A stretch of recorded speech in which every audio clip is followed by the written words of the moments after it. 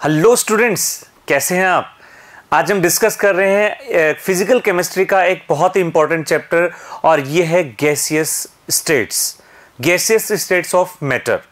दोस्तों, solid state हम अलग चैप्टर में पढ़ते हैं, लिक्विड को हम सॉल्यूशन वाले चैप्टर में पढ़ते हैं। गैसियस स्टेट के लिए एक स्पेशल जो चैप्टर है ये हम आज डिस्कस करने वाले हैं, जिसमें हम आइडियल गैस और रियल गैसेस की बात करेंगे। तो दोस्तों, चैप्टर स्टार्ट करने से पहले हम गैसेस स्टेट स्टार्ट करने से पहले ये देख लेते हैं कि जो गैसेस होती हैं इनकी प्रॉपर्टीज क्या होती हैं, क्या होती हैं गैसेस, किसको हम गैसेस कहें। तो दोस्तों, इसमें हम सबसे पहले प्रॉपर्टीज देखें। सबसे पहली प्रॉपर्टी है they do not have definite shape and volume, यानी इसका कोई शेप नहीं होता, कोई डिफिनिट वॉल्यूम नहीं होता। जिस कंटेनर में इसको हम गैसेस को रखते हैं ये उस पूरे वॉल्यूम को ऑक्यूपाई कर लेती हैं, या ये कहें उस कंटेनर की शेप ले लेते हैं। सेकंड पॉइंट है they can occupy wall space. तो जितना भी स्पेस, जैसे मान लो हमने एक लीटर का कंटेनर ले रखा है, उसमें हमने किसी गैस को ओपन किया तो वहां पर उस गैस का वॉल्यूम हो जाएगा 1 लीटर। एक कमरा है, एक रूम है जिसका वॉल्यूम 1000 लीटर है, तो गैस का वॉल्यूम भी 1000 लीटर, क्योंकि वो पूरा जो वॉल्यूम है वो ऑक्यूपाई कर लेते हैं। नेक्स्ट पॉइंट है gases have unlimited dispensability and high compressibility. इसका मतलब ये हो गया कि गैसेस जो होते हैं अनलिमिटेड, हमने कहा कि 1 लीटर में भी गैस आ गई और 1000 लीटर में भी आ गई, यानी अनलिमिटेड है। कंप्रेस करते जाएं तो हम 1000 को कंप्रेस करते करते 1 लीटर में भी ला सकते हैं, तो high compressibility. Next point, they have very low density. Gases का डेंसिटी बहुत कम होता है, बहुत कम डेंसिटी, बहुत लाइट वेट होती हैं गैसेस। और ये जो गैसेस होती हैं इंट्रामोलिकुलर फोर्सेस नेग्लिजिबल होते हैं। इंटरमोलिकुलर फोर्सेस बिटवीन 2 मॉलिक्यूल्स, और मॉलिक्यूल्स में अट्रैक्शन कम होगा तो उसमें जो डेंसिटी है वो भी कम हो जाएगी। क्यों? क्योंकि लार्ज वॉल्यूम में जो मास है वो कम रहेगा। Next, gases exert pressure. अब जो गैसेस होती हैं किसी भी कंटेनर में, जब हम किसी गैस को डालते हैं, उसको ओपन करते हैं गैस को, तो जो कंटेनर की वॉल्स होती हैं उन पर वो प्रेशर डालती हैं, गैसेस का प्रेशर। इसके बाद नेक्स्ट है दे डिफ्यूज रैपिडली। अगर हम मान लो कोई गैस हमने किसी कंटेनर में भर रखी है और हमने उसमें स्मॉल सा होल कर दिया, एक छेद कर दिया, एक होल कर दिया, तो उसमें से गैस एकदम से रैपिडली बाहर निकलेंगे। तो ये भी इनकी एक नेचर होती है। इसके बाद हम जो गैसेस की प्रॉपर्टी तो हमने देख ली, अब इसके कुछ पैरामीटर्स देखते हैं। कौन कौन से पैरामीटर्स हैं जिस पर हम गैस की स्टडी करते हैं। तो इसमें बेसिकली हमने ये 4 पैरामीटर्स देख रखे हैं: मास, वॉल्यूम, प्रेशर एंड टेम्परेचर। ये पैरामीटर्स, मेजरेबल जो क्वांटिटी है उसको हम पैरामीटर्स यहां पर हम नाम दे रहे हैं। सबसे पहले इसमें है मास। हम जानते हैं कि जो भी मैटर एग्जिस्ट करता है उसका मास होगा, ये हम 9th क्लास से पढ़ते आ रहे हैं। अब यहां हम उस मास को क्या यूनिट में रिप्रेजेंट करें, तो मास के लिए हमने जैसे मोल कॉन्सेप्ट चैप्टर में हम देख चुके हैं, इसमें हम मोल्स की फॉर्म में रखते हैं इनको। मोल्स, और मोल क्या होता है? Mass upon molecular mass.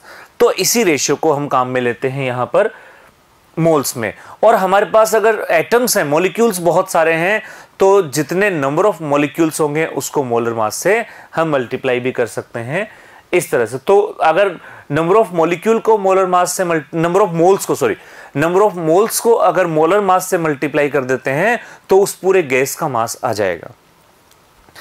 Next, इसके बाद देखें वॉल्यूम। नेक्स्ट पॉइंट जो है वो है वॉल्यूम। और जैसा हमने कहा, इसका खुद का तो गैस का कोई वॉल्यूम होता ही नहीं। जिस कंटेनर में भी इसको हम पास करते हैं, जिस कंटेनर में भी डालते हैं, ये उसी का वॉल्यूम ऑक्यूपाई कर लेते हैं। यूनिट हम इसकी क्या रखते हैं? यूनिट हम रख सकते हैं centimetre cube, metre cube, decimetre cube, और सबसे सिंपल लीटर में।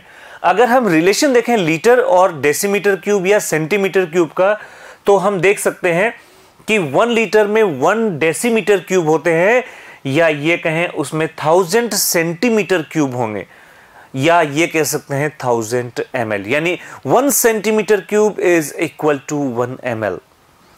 नेक्स्ट, इसके बाद नेक्स्ट है प्रेशर। जैसे हमने कहा था कि गैसेस के जो वॉल्यूम जो मास हैं वो कंटेनर की जो सरफेस होती है, जो वॉल होती हैं, कंटेनर की वॉल पर एक प्रेशर एक्सर्ट करते हैं। ये जो प्रेशर होता है गैसेस का, ये इनके मॉलिक्यूल्स का होता है कंटेनर के ऊपर। अब ये जो प्रेशर है ये हम P से डिनोट करते हैं और इसको हम पास्कल में रिप्रेजेंट कर सकते हैं। पास्कल में कुछ और इसमें यूनिट्स हैं पास्कल के अलावा, mmHg या ये कहे टोर, बार, न्यूटन पर मीटर स्क्वायर, ये सब इसके यूनिट हैं। कन्वर्जन इसमें दे रखा है, देखो 1 atmospheric pressure 1 atm equals to 76 centimetre Hg या 760 mm ऑफ Hg, जो बहुत कॉमन यूज होता है। इसी 760 mm Hg को ही हम कह सकते हैं 1.013 into 10 to the power 5 newton पर मीटर स्क्वायर, या फिर 1.013 into 10 to the power 5 pascal, या फिर 1.013 टोर या बार और या 760 टोर। ये कुछ यूनिट्स हैं, ये प्रेशर की कुछ यूनिट्स हैं। नेक्स्ट देखें, प्रेशर को हम कैसे आइडेंटिफाई मतलब कैसे मेजर करते हैं, तो फोर्स अपॉन एरिया, जितना एरिया पर मॉलिक्यूल जो है गैसेस के जितना फोर्स लगा रहे हैं, उसी को हम रेशियो को ही हमने नाम दे दिया प्रेशर। और किसी गैस का प्रेशर एक कंटेनर पे फिक्स हो जाता है। Pressure exert by a gas is due to kinetic energy. हमने काइनेटिक एनर्जी, जैसा हम जानते हैं कि गैसेस के जो मॉलिक्यूल्स हैं इनमें जो अट्रैक्शन होता है बहुत वीक होता है। अगर वीक अट्रैक्शन होगा तो ये मॉलिक्यूल्स मूव करते रहेंगे, मूवमेंट इसमें चलती रहेगी, और मूवमेंट चलती रहेगी तो इसमें एक एनर्जी होगी, काइनेटिक एनर्जी 12 mv²। और ये जो स्पीड से ये जो एनर्जी या ये जो मूवेबल पार्टिकल्स हैं जो स्पीड से आ रहे हैं, जब ये कंटेनर की सरफेस पर लगते हैं तो वहां एक प्रेशर एक्सर्ट होता है। तो यहां प्रेशर का जो रीजन है वो है kinetic energy of molecules, gases molecules. Kinetic energy जो है ये बेसिकली टेम्परेचर पर डिपेंड करती है, टेम्परेचर पर। तो हम ये कह सकते हैं कि अगर टेम्परेचर इंक्रीज हो रहा है किसी गैस में, काइनेटिक एनर्जी इंक्रीज होगी, और काइनेटिक एनर्जी इंक्रीज होगी तो वो प्रेशर ज्यादा डालेंगे। यानी प्रेशर जो होता है वो टेम्परेचर के प्रोपोर्शनल हो जाता है। जितना ज्यादा टेम्परेचर, काइनेटिक एनर्जी ज्यादा, और उतना ही ज्यादा उसका प्रेशर। नेक्स्ट इसके बाद है टेम्परेचर।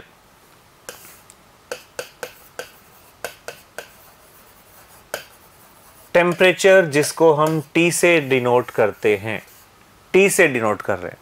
और टेम्परेचर जो है गैस का, जिसको हम T और यूनिट इसकी या तो केल्विन या डिग्री सेंटीग्रेड।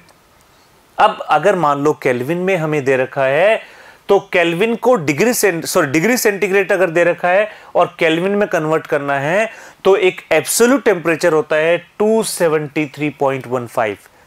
ये हम ये कह सकते हैं कि ये जो वॉल्यूम है, ये जो प्रेशर है, ये जो टेम्परेचर है 273.15, इसको स्टैंडर्ड माना गया लोवेस्ट टेम्परेचर के अंदर, 0 डिग्री सेंटीग्रेड के अंदर, 0 डिग्री में, 0 डिग्री नेगेटिव नहीं गया अभी, 0 डिग्री पर, तो जितना डिग्री वो ऐड कर लेंगे। अगर हमें किसी भी टेम्परेचर पर अगर फारेनहाइट में कन्वर्ट करना है तो फारेनहाइट में कन्वर्ट करने के लिए ये हम फॉर्मूला यूज कर सकते हैं, डिग्री सेंटीग्रेड डिग्री फारेनहाइट। तो हमें फारेनहाइट, और इसमें भी यूजुअली जो बॉडी टेम्परेचर होता है जो हम फीवर में यूज करते हैं वो फारेनहाइट में यूज करते हैं। नेक्स्ट इसके बाद देखें gaseous laws. Gaseous law, different gaseous laws आएंगे, जिसमें सबसे पहला है बॉयल्स लॉ। जैसे नाम से पता चल रहा है बॉयल, ये वैसे तो साइंटिस्ट का नाम है, लेकिन बॉयल का मतलब होता है उबलना, बॉयल होना, गर्म होना, और गर्म होना यानी टेम्परेचर। तो बॉयल्स लॉ में हम टेम्परेचर फिक्स रख देते हैं याद रखने के लिए। ये याद रखने का तरीका है, बॉयल मतलब हीट, हीट यानी टेम्परेचर, कांस्टेंट टेम्परेचर। तो जब टेम्परेचर कांस्टेंट रखेंगे तो प्रेशर एंड वॉल्यूम एक दूसरे के इनवर्सली प्रोपोर्शनल हो जाएंगे। Pressure is inversely proportional to volume, यही है बॉयल्स लॉ। अगर इसको ग्राफिकली रिप्रेजेंट करना हो ग्राफिकली, तो हम देखें अगर P और V में, अगर हम P और 1/V में अगर कोई ग्राफ बनाए, P 1/V में अगर ग्राफ बनाते हैं तो ये directly proportional, P and 1/V। ठीक है। लेकिन P और V में अगर ग्राफ बनाते हैं तो ये इनवर्सली प्रोपोर्शनल होगा, इनवर्सली प्रोपोर्शनल, यानी वॉल्यूम ज्यादा तो प्रेशर कम। यानी हम ये कह सकते हैं P1 V1 का जो मल्टीप्लाई है वो कांस्टेंट रहेगा, P1 V1 equals to P2 V2, यहां से हम ये कह सकते हैं। नेक्स्ट इसके बाद है चार्ल्स लॉ। चार्ल्स, इसमें क्या कांस्टेंट रखें? याद है आपको एक इंग्लैंड का प्रिंस हुआ करता था, Prince Charles, Prince Charles, P Charles, P मतलब प्रेशर, यहां होगा कांस्टेंट प्रेशर। तो कांस्टेंट प्रेशर पर क्या होगा? V डायरेक्टली प्रोपोर्शनल्स टू T, यानी टेम्परेचर जैसे जैसे इंक्रीज होगा वैसे वैसे प्रेशर भी इंक्रीज होगा। वो बात अलग है, वो काइनेटिक एनर्जी इंक्रीज होने की वजह से हो रहा है। तो यहां पर हम कह सकते हैं V1 upon T1 equals to V2 upon T2, constant रहेगा ये। और एक अगर हम डिग्री सेंटीग्रेड में हमें टेम्परेचर दे रखा हो और उसमें फाइनल और यानी 0 डिग्री सेंटीग्रेड और किसी T टेम्परेचर, डिग्री सेंटीग्रेड वाले टेम्परेचर पर अगर हमें ये वैल्यू फाइंड आउट करनी हो तो हम ये इक्वेशन काम में ले सकते हैं, जिस इक्वेशन को हमने एक नाम दे दिया चार्ल्स गैलुसेक इक्वेशन। नाम दे रखा है इसको चार्ल्स गैलुसेक इक्वेशन। इससे हम किसी भी टेम्परेचर पर, अगर हमें 0 डिग्री सेंटीग्रेड पर वॉल्यूम पता है, हम किसी भी टेम्परेचर पर यह वॉल्यूम आइडेंटिफाई कर सकते हैं। चलिए नेक्स्ट, इसी को ग्राफिकली रिप्रेजेंट करते हैं।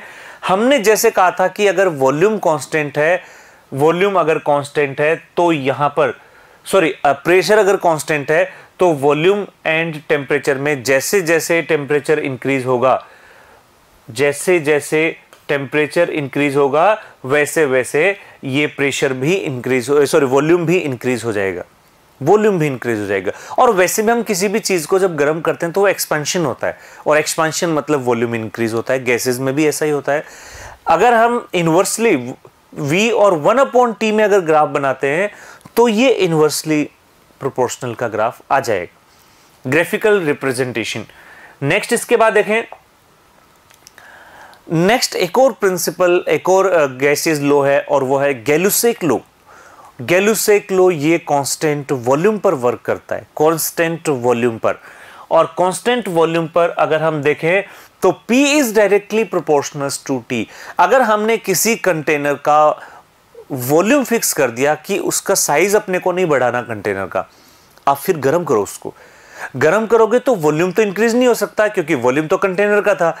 लेकिन जब वो गैस एक्सपांड होगी अंदर से तो वो जो एक्सपांशन होगा उसका, उसमें काइनेटिक एनर्जी इंक्रीज होगी, और जब काइनेटिक एनर्जी इंक्रीज होगी तो जो उनका प्रेशर है उन सरफेस पर वो इंक्रीज होगा। यानी हम कह सकते हैं P is directly proportional to T। जितना ज्यादा टेम्परेचर इंक्रीज करेंगे प्रेशर उतना ही इंक्रीज होता चला जाएगा। इसमें भी ये जो दे रखा है अपने को P/T इक्वल्स टू कांस्टेंट, यानी P1/T1 equals to P2/T2। Temperature, अगर हमें 0 डिग्री सेंटीग्रेड पर प्रेशर पता है, हम किसी टेम्परेचर पर प्रेशर निकालना चाहें तो हम ये फॉर्मूला काम में ले सकते हैं, जो थोड़ी देर पहले हमने एक और इसके सिमिलर ही वॉल्यूम में भी फॉर्मूला देखा था।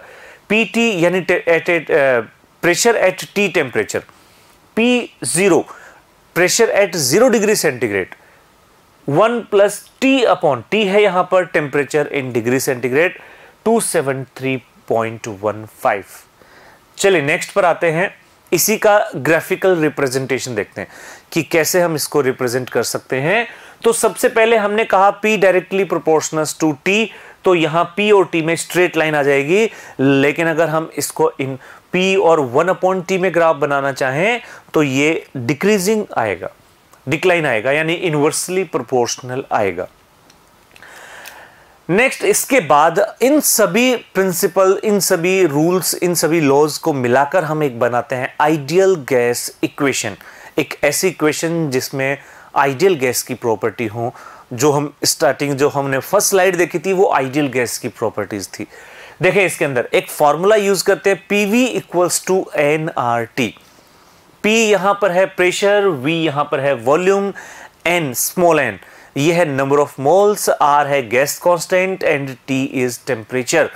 कभी कभी हम मोल्स की जगह small m upon capital M, small m है mass of gas and capital M है mass, molar mass. Molar mass, molar mass किसी भी गैस का फिक्स होता है, लेकिन जो गैस का मास है वो वेरिएबल होता है। इसके बाद में ये PM, और इसमें सबसे इंपॉर्टेंट जो यूनिट्स हैं वो आर की यूनिट है, क्योंकि आर की यूनिट वेरिएबल होती है। मतलब डिफरेंट इसमें डायमेंशंस में या यूनिट्स में हम डिफरेंट यूज करते हैं। जैसे अगर हमें वॉल्यूम लीटर में दे रखा है, प्रेशर एटमॉस्फेरिक प्रेशर में है, डिग्री और मोल्स ये सब दे रखे हैं, तो इसमें आर की वैल्यू हम पुट करेंगे 0.0821। लेकिन अगर हमें जो एनर्जी है वो कैलोरी की फॉर्म में ले रखी है, और calorie upon degree inverse mole inverse, ऐसे में हम वैल्यू रखेंगे 2। अगर कैलोरी में कैलकुलेशंस चल रही हैं, आर की वैल्यू हो जाएगी 2। अगर वैल्यूज जो है कैलकुलेशंस जूल में चल रही हैं, तो फिर हम वैल्यू पुट करेंगे 8.314। ये डिफरेंट यूनिट्स हैं गैस कांस्टेंट आर के लिए। ये था आइडियल गैस इक्वेशन। कुछ और देखें इसके अंदर। अब गैस है तो प्रेशर भी होगा, प्रेशर है तो पार्शियल प्रेशर भी होगा। पार्शियल प्रेशर होता है इंडिविजुअल, जैसे मान लो डिफरेंट गैसेस। ये पार्शियल प्रेशर कॉन्सेप्ट जो होता है वो मिक्सचर के लिए यूज होता है। एक मिक्सचर में बहुत सारी गैसेस होंगी, होमोजेनियस मिक्सचर बनेगा क्योंकि सारी गैसेस हैं, और सभी गैसेस प्रेशर लगाएंगे कंटेनर की सरफेस पर। उसमें से कोई पर्टिकुलर गैस कितना प्रेशर लगा रहे हैं, एक गैस का प्रेशर मिक्सचर में से, इसको हम नाम देते हैं पार्शियल प्रेशर। अब इस पार्शियल प्रेशर की हेल्प से हम क्या क्या वैल्यूज फाइंड आउट कर सकते हैं, तो इसमें हम मोल फ्रैक्शन काउंट कर सकते हैं किसी गैस का। एक कंटेनर में जो मिक्सचर है, उस मिक्सचर में जो गैसेस हैं उनमें पार्शियल जो हम कहें मोल फ्रैक्शन कि कितने उसके मोल्स जो हैं टोटल मोल्स में प्रेजेंट हैं। तो मोल फ्रैक्शन कैसे फाइंड आउट करते हैं किसी गैस का? Partial pressure of particular gas upon total pressure of mixture of gas. इससे हमें उसका क्योंकि जो पार्शियल प्रेशर होता है, पार्शियल प्रेशर ये इसके मोल्स के डायरेक्टली प्रोपोर्शनल होता है। नेक्स्ट है कि अगर हमें परसेंटेज बतानी हो किसी गैस के अंदर कि किसी मिक्सचर के अंदर पर्टिकुलर गैस कितना परसेंट है, तो उसके लिए partial pressure of gas upon total pressure into 100 से मल्टीप्लाई करेंगे तो वो उसका ये कहे हम परसेंटेज ऑफ गैस आ जाएगा। नेक्स्ट देखें इसके बाद में लिमिटेशंस कि ये जो पार्शियल प्रेशर रूल जो है कि मिक्सचर ऑफ गैसेस का जो मिक्सचर है, उस मिक्सचर में से हम किसी एक पर्टिकुलर गैस का जो प्रेशर फाइंड आउट करते हैं जिसको हम पार्शियल प्रेशर नाम देते हैं, इसकी लिमिटेशन क्या है, कहां आकर ये फेल हो जाता है? तो लिमिटेशन है it is applicable only inert gases. Inert gases पर ही एप्लीकेबल होता है, जैसे nitrogen oxygen, nitrogen and oxygen का कॉम्बिनेशन, क्योंकि पार्शियल प्रेशर तो हम मिक्सचर का निकालेंगे, नाइट्रोजन ऑक्सीजन, नाइट्रोजन क्लोरीन, इस तरह से। लेकिन अगर हमने कोई रिएक्टिव गैसेस मिला दी तो वहां पर ये एप्लीकेबल नहीं हो पाएगा। रिएक्टिव गैसेस कैसे? जैसे हमने हाइड्रोजन क्लोरीन को मिला दिया, HCl बन जाएगा, रिएक्शन नहीं होनी चाहिए आपस में। हमने अगर CO प्लस Cl2 मिला दिया, कार्बोनिल क्लोराइड बन जाएगा, रिएक्शन नहीं होनी चाहिए। तो ये रिएक्शंस वाले पर एप्लीकेबल नहीं होता। इसके अलावा अगर कंप्रेसिबिलिटी आ रही है, कंप्रेसिबिलिटी यानी कि अगर कोई लिक्विफाइड हो रहा है, अगर कंप्रेस करने से कोई लिक्विफाइड गैस लिक्विड में कन्वर्ट हो रही है, वहां भी हम इस रूल को अवॉइड करते हैं। नेक्स्ट इसके बाद देखें एवोगैड्रोज लॉ। एक लॉ रह गया था एवोगैड्रो। इसके अकॉर्डिंग क्या है, अगर हम सारी कंडीशन फिक्स कर दे, अगर हम प्रेशर टेम्परेचर ये सब अगर कांस्टेंट कर दे, तो ऐसे में प्रेशर और टेम्परेचर अगर कांस्टेंट कर दिया तो जो डिफरेंट गैसेस हैं मान लो, और उनका वॉल्यूम हमने फिक्स कर रखा है, मतलब उसके जो मोल्स होते हैं वो वॉल्यूम के रेशियो में होते हैं। कब? जब टेम्परेचर एंड प्रेशर फिक्स हो। तो किसी गैस के जितने ज्यादा वॉल्यूम होंगे उतने ही ज्यादा मोल होंगे। यानी मैं कह सकते हैं कि at constant temperature and pressure volume moles of gases are in ratio of their volumes. Volume का जो रेशियो होगा वही उनके मोल का रेशियो होगा।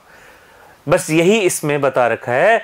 और ये जो एवोगैड्रो है उसने 1 मोल्स में जितने एटम्स होते हैं, 1 मोल का वॉल्यूम तो होता है 22.4 लीटर, उस 22.4 लीटर में किसी भी गैस के जो एटम्स होंगे वो एटम फिक्स कर रखे हैं, वो मॉलिक्यूल फिक्स कर रखे हैं, और वो होते हैं 6.023 इंटू 10⁻23।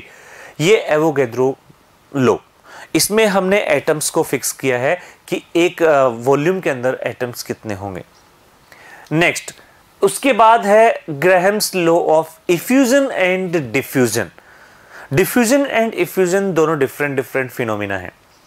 अगर हम किसी गैस को अलाउ करते हैं, ओपन कर देते हैं, और वो गैस दूसरी गैस के साथ में कंबाइंड हो जाती हैं, होमोजेनस मिक्सचर बना लेते हैं, तो इस मिक्सचर को हम कहेंगे डिफ्यूजन। इस मिक्सचर को हम कहेंगे डिफ्यूजन। लेकिन अगर हम किसी कंटेनर में एक बारीक सा, एक बहुत ही माइन्यूट सा एक होल कर दें, एक उसको प्रिक कर दें अगर हम माइन्यूट से, तो ऐसे में जो गैस एकदम से बाहर निकलेगी उसमें से, उस गैस को हम, उस प्रोसेस को कहेंगे effusion. Effusion under pressure, pressure की वजह से वो गैस बाहर निकलती है, प्रेशर की वजह से, वो होता है इफ्यूजन। अगर आप एक अगरबत्ती जो होती है, अगरबत्ती जलाते हैं कहीं, तो वो धीरे धीरे उसकी महक जो धीरे धीरे फैलती है, मिक्सचर वो बना लेते हैं, वो होता है डिफ्यूजन। लेकिन अगर आप बैलून में से अगर प्रिक करते हैं तो गैस एकदम से बाहर निकलती है, वो है इफ्यूजन। अब ये क्या है डिफ्यूजन, इफ्यूजन? तो इसके लिए हमने जो क्वेश्चंस आते हैं वो आते हैं रेट ऑफ डिफ्यूजन पर, न्यूमेरिकल बनते हैं इस पर बहुत सारे। और रेट ऑफ डिफ्यूजन जो होता है pressure upon, directly proportional to pressure upon root D. Root D यहां पर है डेंसिटी ऑफ गैस, यानी कोई जितनी ज्यादा डेंस गैस होगी उसका डिफ्यूजन उतना ही कम होगा। प्रेशर जितना ज्यादा हम डालेंगे उसका डिफ्यूजन उतना ही ज्यादा होगा। और डेंसिटी होती है मास अपॉन वॉल्यूम, और अगर हमने कंटेनर का वॉल्यूम भी फिक्स कर दिया तो ऐसे में R1 upon R2 equals to root M2 upon M1, mass के इनवर्सली प्रोपोर्शनल। नेक्स्ट, अब नेक्स्ट टॉपिक पर हम आ रहे हैं इसी के अंदर, और वो है specific heat. Specific heat of gases. तो स्पेसिफिक हीट का मतलब होता है कि जब हम किसी गैस को टेम्परेचर देते हैं, हीट देते हैं, एनर्जी देते हैं, तो जब हम किसी टेम्परेचर को हीट करते हैं, गर्म करते हैं, तो उसका टेम्परेचर इंक्रीज होता है। गर्म करेंगे तो इंक्रीज होगा। और अगर हम ये कहें 1 ग्राम गैस का टेम्परेचर 1 डिग्री सेंटीग्रेड इंक्रीज करने के लिए जितनी हीट उसको हम दे रहे हैं वो होती है स्पेसिफिक हीट। 1 ग्राम किसी गैस को अगर हम इतना हीट दें कि वो 1 डिग्री सेंटीग्रेड टेम्परेचर उसमें एलिवेट हो जाए, तो उसी हीट को हम नाम दे देते हैं स्पेसिफिक हीट। और अगर यही स्पेसिफिक हीट कांस्टेंट वॉल्यूम पर हो, कांस्टेंट वॉल्यूम पर, यानी वॉल्यूम फिक्स रखें और फिर हम उसमें टेम्परेचर को इंक्रीज करें, तो उसको हम नाम दे देते हैं सीवी, यानी कांस्टेंट सीवी, यानी constant specific heat at constant volume. V यहां पर वॉल्यूम, सी मतलब स्पेसिफिक हीट। नेक्स्ट इसमें देखें specific heat of A gas at constant volume, CV, sorry यहां पर ये आएगा कांस्टेंट प्रेशर, कांस्टेंट प्रेशर यानी सीपी, पी मतलब प्रेशर। तो कांस्टेंट प्रेशर पर जो होगा वो होगा सीपी, यानी अगर हम प्रेशर कांस्टेंट कर दें, वॉल्यूम एक्सपांड होने के लिए हम उसको फ्री रख दें, और हम किसी गैस को हीट करें और उस 1 ग्राम गैस का टेम्परेचर 1 डिग्री सेंटीग्रेड इंक्रीज करने के लिए जितनी हम उसको हीट दे रहे हैं वो हो जाएगा specific heat of gas at constant pressure. दोस्तों इसके बाद हम देखें, ये तो हो गया constant temperature, constant pressure and volume पर, ये तो है स्पेसिफिक हीट। लेकिन अगर हम इसको पर मोल के लिए काउंट करने लग जाए, मोल्स के लिए काउंट करें, मोल्स के लिए काउंट करें यानी मोलर मास से मल्टीप्लाई कर दें इसको, तो ये आ जाएगा पर मोल। और कांस्टेंट सीपी एंड सीवी को अगर हम कैपिटल लेटर्स में लिखेंगे तो कैपिटल लेटर्स में जो सी है वो मोलर स्पेसिफिक हीट को आइडेंटिफाई करेंगे इससे हम, और स्मॉल सी है तो वो है स्पेसिफिक हीट। ठीक है, तो specific heat and molar specific heat में थोड़ा डिफरेंस है। Molar specific heat at constant volume equals to specific heat at constant volume into molar mass. ऐसे ही molar specific heat at constant pressure equals to specific heat at constant pressure into molar mass. तो इससे हम molar और specific in दोनों में हम differentiate कर सकते हैं। नेक्स्ट इसके बाद देखें इनका रेशियो। अगर हम रेशियो की बात करते हैं, Cp अपॉन Cv का रेशियो, ये डिपेंड करता है गैस की एटोमेटिसिटी पर, कि गैस में कितने एटम्स हैं, उस मॉलिक्यूल में, एक मॉलिक्यूल में कितने एटम हैं। Mono atomic gas, mono atomic ज्यादातर जो इनर्ट गैसेस होती हैं जैसे हीलियम, नियोन, इनकी बात कर रहे हैं, तो ऐसे केस में Cp अपॉन Cv का रेशियो आता है 5/3, 1.66। डाई एटॉमिक की अगर हम बात करते हैं तो जितना मोनो एटॉमिक में था उसमें +2 कर देंगे, यानी जो एटॉमिक नंबर्स हैं एक मॉलिक्यूल में एटम्स के, उनको प्लस कर देंगे, तो यह आ जाएगा 7/5 यानी 1.40। और अगर यही हम ट्राई एटॉमिक के लिए लेते हैं तो जैसे डाई एटॉमिक में +2 किया है, ट्राई एटॉमिक में हम +3 कर देंगे 8/6 यानी 1.33। तो ये एटोमेटिसिटी पर डिपेंड करेगा कि कितनी उसमें ये कहें हम रेशियो क्या आएगा इनका। नेक्स्ट देखें इसके बाद deviation from ideal gas behaviour. हम जानते हैं कि जो रियल गैस होती है वो आइडियल गैस से थोड़ा डिफरेंट होती है। आइडियल का मतलब तो ये हो गया कि बहुत, मतलब उसमें सारी प्रॉपर्टी आइडियल हो, लेकिन रियल जो भी चीज़ आइडियल होती है वो जनरली एग्जिस्ट नहीं करती, रियल एग्जिस्ट करते हैं। अब क्या डेविएशन आ रहा है वो देखते हैं। डेविएशन ये आता है, अगर हम डेविएशन की बात करते हैं किसी भी गैस के अंदर आइडियल गैस से, तो ये डेविएशन आता है low temperature and high pressure. अगर हम किसी गैस पर प्रेशर लगाते हैं या उसका टेम्परेचर कम कर देते हैं तो हम देखते हैं गैस जो होती है उसमें गैसियस नेचर कम हो जाती है, गैसियस नेचर ही कम हो जाती है। और गैस एक जो अच्छी गैस है वो हाई टेम्परेचर पे और लो प्रेशर पे रहती है। दूसरा एक और फैक्टर होता है इसमें, कंप्रेसिबिलिटी फैक्टर। कंप्रेस करते हैं हम अगर वॉल्यूम को, अगर वॉल्यूम में कोई चेंज नहीं होता, जितना कंप्रेस करने से पहले था उतना ही है, तो इसका मतलब हम ये कह देंगे ये आइडियल गैस है। लेकिन अगर चेंज हो रहा है तो फिर हम कहेंगे कि हाँ इसमें डेविएशन आ रहा है। और वो फैक्टर, कंप्रेसिबिलिटी फैक्टर क्या होता है, volume, observed volume upon ideal volume, observed upon ideal volume. अगर इन दोनों वॉल्यूम में वेरिएशन आता है तो हम कहेंगे डेविएशन है, वेरिएशन नहीं आता तो कहेंगे डेविएशन नहीं है। अगर ऑब्जर्व वॉल्यूम ज्यादा मिलता है अपने को तो हम कहेंगे पॉजिटिव डेविएशन, ऑब्जर्व वॉल्यूम कम मिलता है हम कहेंगे नेगेटिव डेविएशन। ठीक है, अब ये किस पे डिपेंड करेगा, तो इसके लिए हम देख रहे हैं Z जो है कंप्रेसिबिलिटी फैक्टर अगर 1 है, 1 का मतलब क्या हो गया, 1 का मीनिंग ये है कि जितना ऑब्जर्व वॉल्यूम उतना ही आइडियल वॉल्यूम, दोनों वॉल्यूम सेम है, 1 आएगा इसके अंदर, यानी जो गैस है वो आइडियल गैस की तरह बिहेव करेंगे। अगर ये वैल्यू मोर देन 1 आ रही है, यानी ऑब्जर्व्ड वॉल्यूम जो है वो ज्यादा है और आइडियल वॉल्यूम कम है, तो ऐसे में इसका मतलब ये हो गया कि इसमें होगा पॉजिटिव डेविएशन, पॉजिटिव। और ये कब होता है, ये जो पॉजिटिव डेविएशन ये होता है हाई प्रेशर पर, high pressure from ideal gas behavior the gas will be less compressible than ideal gas। यानी जो अगर कम वॉल्यूम ज्यादा मिल रहा है इसका मतलब ये है कि जब उसके ऊपर प्रेशर लगाएंगे, वॉल्यूम ज्यादा है तो कंप्रेस भी ज्यादा हो जाएगा। ठीक है, इसके बाद में नेक्स्ट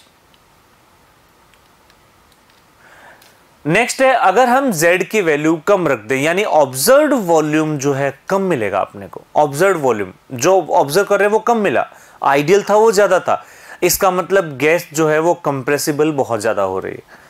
या ये कहें वो यहां पर हम देखें ऑब्जर्व वॉल्यूम कम मिल रहा है, गैस जो नेगेटिव डेविएशन होगा क्योंकि हमें वॉल्यूम कम मिला है। अब इसमें जो लो टेम्परेचर है उस पर ये जो गैसेज है ये हाई कंप्रेसिबल होगी और ये कहें आइडियल गैस से बहुत ज्यादा डेविएशन चला जाएगा। अब ये डेविएशन के रीजन क्या है, रीजन देखते हैं हम क्यों डेविएशन आ रहा है, जो नहीं आना चाहिए था क्यों आ रहा है। वो इसका फर्स्ट रीजन हमने फर्स्ट स्लाइड में बिल्कुल स्टार्टिंग में कहा था, बिल्कुल स्टार्टिंग में, कि जो गैसेस के जो मॉलिक्यूल्स हैं उनमें जो इंटर मॉलिक्यूलर अट्रैक्शन फोर्स हैं वो नेग्लिजिबल होते हैं, लेकिन ये एक्चुअल में नेग्लिजिबल नहीं होते।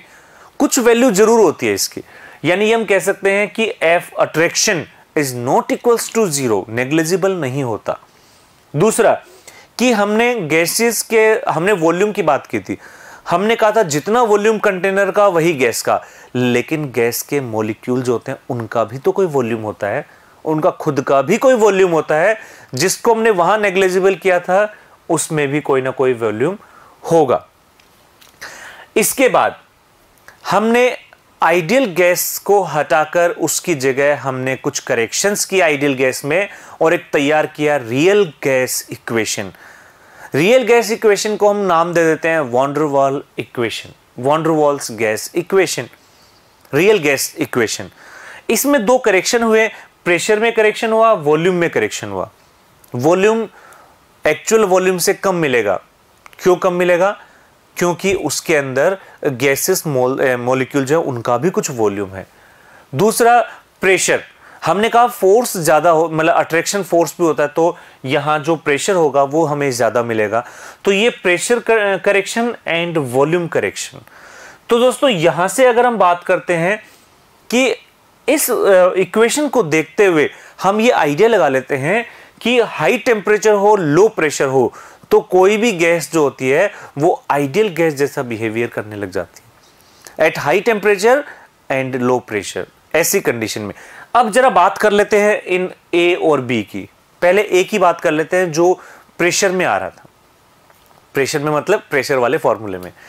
तो यहां पर जो प्रेशर होता है वॉन डर वाल गैस का इंडिकेट कर रहा है मॉलिक्यूलर अट्रैक्शन को, और ये मॉलिक्यूलर अट्रैक्शन जो होता है वो होता है a n square upon V square. A यहां पर है वॉन डर वाल कांस्टेंट, एन स्क्वायर ये है नंबर ऑफ मोल्स और वी है वॉल्यूम। इन सब में तो जो पी आइडियल है, पी आइडियल वो क्या होगा? P up plus P of gas जो हम ऑब्जर्व कर रहे थे, जो प्रेशर हम वॉल पे देख रहे थे, प्लस ये जो करेक्शन है, यानी पी आइडियल जो होता है पी रियल से ज्यादा होता है। आइडियल प्रेशर जो होता है वो रियल प्रेशर से ज्यादा होता है यहां से। और ए की वैल्यू जितनी ज्यादा होगी अट्रैक्शन उतना ही ज्यादा होगा, और उस गैस का लिक्विफिकेशन ज्यादा होगा, वो उतना ही ज्यादा लिक्विड में कन्वर्ट हो जाएंगे। अब बात करते हैं बी की। ये है वॉल्यूम जो होता है गैसेस का, गैसेस मॉलिक्यूल्स का, वो होता है एन बी। एन यहां पर है वॉन डर वाल कांस्टेंट और बी जो है करेक्शन वॉल्यूम या करेक्टेड वॉल्यूम। ठीक है, अब यहां पर हम देखें P ideal, sorry V ideal, ठीक है ना, जो आइडियल गैस का वॉल्यूम होता है वो रियल गैस के वॉल्यूम से ज्यादा, क्योंकि आइडियल गैस में तो हमने क्या कहा था, मॉलिक्यूल्स का कोई वॉल्यूम होता ही नहीं। तो ऐसी कंडीशन में अगर हम बी को इंक्रीज करते हैं तो इफेक्टिव, ये कब इंक्रीज होता है? जब effective size of molecule, molecule की साइज इंक्रीज तो बी इंक्रीज, और अगर बी इंक्रीज तो ऐसे में हम कह सकते हैं कि जो वॉल्यूम होगा इनकम्प्रेसिबल वॉल्यूम वो इंक्रीज होगा, अट्रैक्शन ज्यादा होगा तो जो वॉल्यूम होगा वो कम हो जाएगा। नेक्स्ट इसके बाद एक स्पेशल नोट है ए और बी के लिए, जो ए और बी वॉन डर वाल कांस्टेंट है उनके लिए एक स्पेशल नोट, और ये है कि A and B depends on the nature of gas, depends on nature of gas but do not depends on temperature and pressure. यानी ए और बी जो है वो सिर्फ गैस पे डिपेंड करेंगे, किसी पर्टिकुलर गैस के लिए, और किसी पे डिपेंड नहीं करेंगे। ठीक है ना, ए और बी जो गैस कांस्टेंट हैं, ये आइडियल गैस वॉन डर वाल जो कांस्टेंट हैं, ये फिक्स रहते हैं किसी गैस के लिए। तो दोस्तों ये था रियल गैस और real gas equation, van der Waal equation, और ये था कंप्लीट चैप्टर गैसियस स्टेट। तो दोस्तों उम्मीद करते हैं चैप्टर आपको समझ में आ गया होगा। Thank you students.